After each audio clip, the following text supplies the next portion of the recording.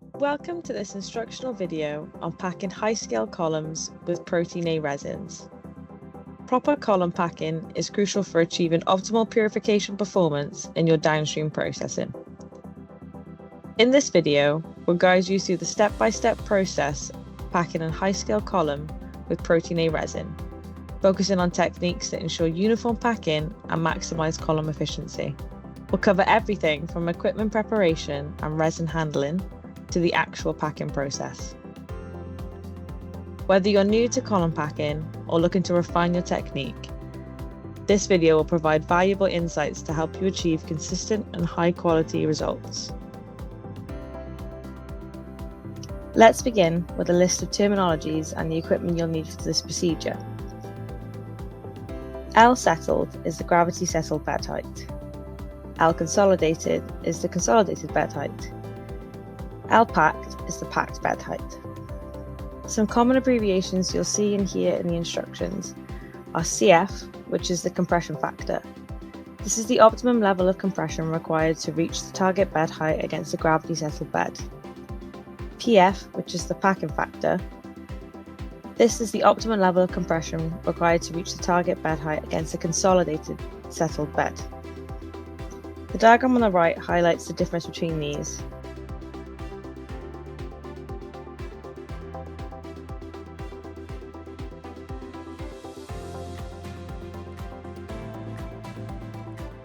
The equipment required is a HiScale column. In this video, we will be demonstrating using a 2.6 cm ID HiScale column, tubing kit for the FPLC system, an FPLC system such as an ActivePure system, and a stirrer. Calculating the correct slurry concentration prior to column packing is a crucial step to allow for correct and easy column packing. There are several ways that this can be done, one of which is gravity settling. This is performed by allowing 1 litre of resin to settle in a measuring cylinder for 24 to 48 hours. A slurry concentration of 50 to 70% is recommended. Once the slurry concentration has been calculated, this is then used to calculate the required slurry volume. The column volume is multiplied by the compression factor, and this is divided by the slurry concentration. For the 2.6 cm ID HiScale column, packed in this instructional video to a 20 cm bed height with a compression factor of 1.15, the required volume of slurry with a 70% slurry concentration is 174 millilitres.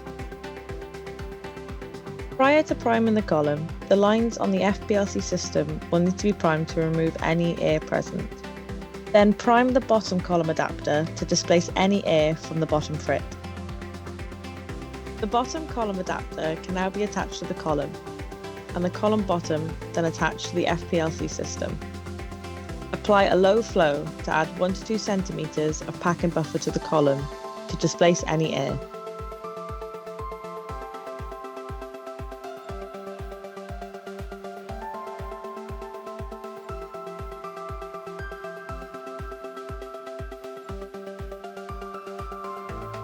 The calculated volume of resin can now be added to the column, and if needed, top up the liquid level to the top of the column using the packing buffer. Perform a buffer exchange from the storage solution into the packing buffer by either washing the column with a low flow or decanting the liquid level after settling the resin. Once the resin is in the packing buffer, the resin needs to be mixed to a homogeneous slurry. The resin then needs to be allowed to settle up to 5 centimeters before the top adapter is added to the column. This avoids any resin being lost above the adapter.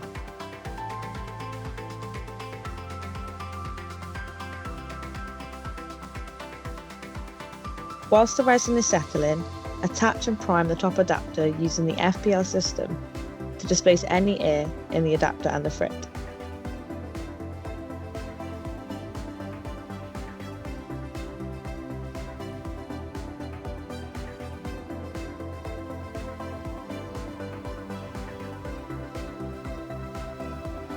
The top adapter should be attached to the column at a 45-degree angle to displace the liquid and avoid any air being introduced to the column during the packing.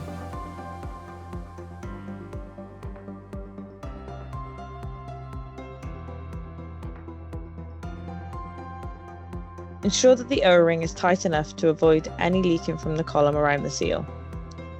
It can be useful here to slightly lower the adapter, allowing the excess packing buffer to exit through the top of the adapter and removing any air. The packing is ready to begin. Start the consolidation flow rate on the FPLC instrument and attach the top of the column to the system, removing the bottom column tubing from the FPLC instrument and direct to waste. For this example packing of DuraCycle A50, the consolidation flow rate is 60 centimeters an hour. Allow the resin to consolidate and form the bed at the consolidation flow rate for a minimum of 10 minutes. Once the bed is consolidated, use the compression factor to mark the target bed height. For this example packing of DuraCycle A50, the compression factor for DuraCycle A50 in a 2.6 cm ID column is 1.15. Using the FPLC instrument, incrementally increase the flow rate to apply compression to the bed until a stable pressure is reached. For this example packing of DuraCycle A50, a pressure of 2 bar should be reached. Allow the resin to settle under this flow rate for 30 minutes, maintaining the desired pressure.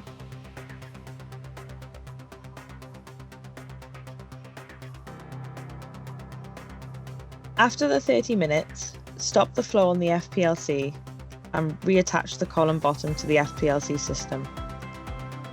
Disconnect the column top from the tubing, loosen the top adapter O-ring, and lower the adapter to within a few centimeters of the bed. Retighten the O-ring and continue to lower the adapter until the target bed height has been reached.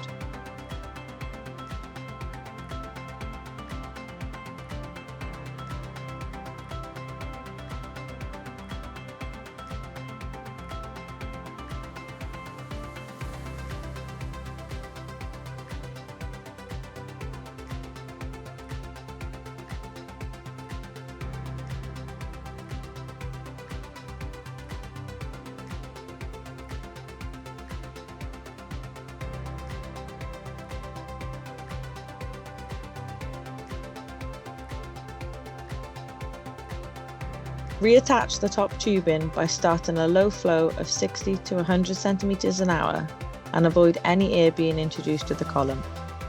A conditioning step of 2 column volumes is recommended to be performed, and the column is now ready for column efficiency testing.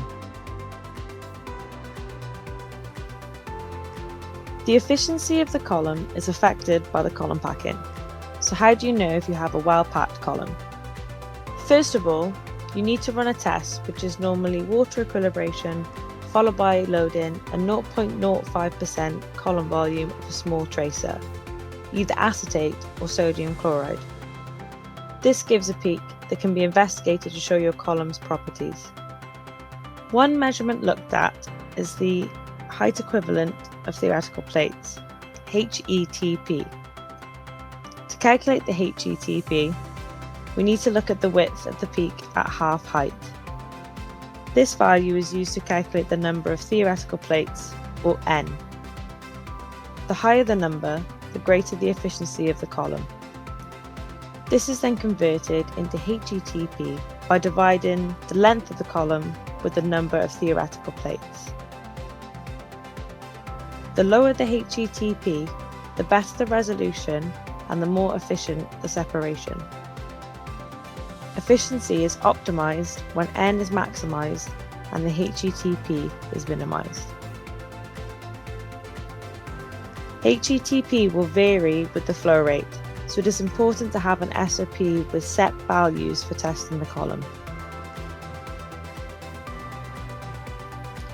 Not only the width of the peak, but also the shape of the peak can be a good indicator of packing quality.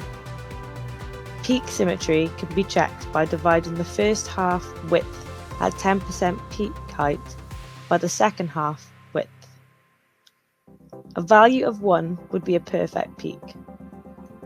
In reality, a value of 0.8 to 1.6 should function well depending on your application. The asymmetry value is independent of flow rate.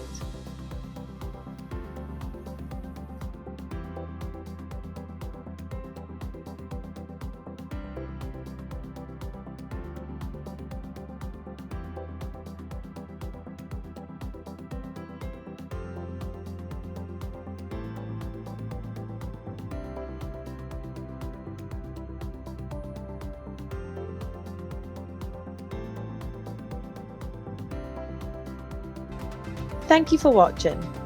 You can find more resources, guides, interviews, and much more in our Bioprocessing Knowledge Hub, which can be accessed using this QR code.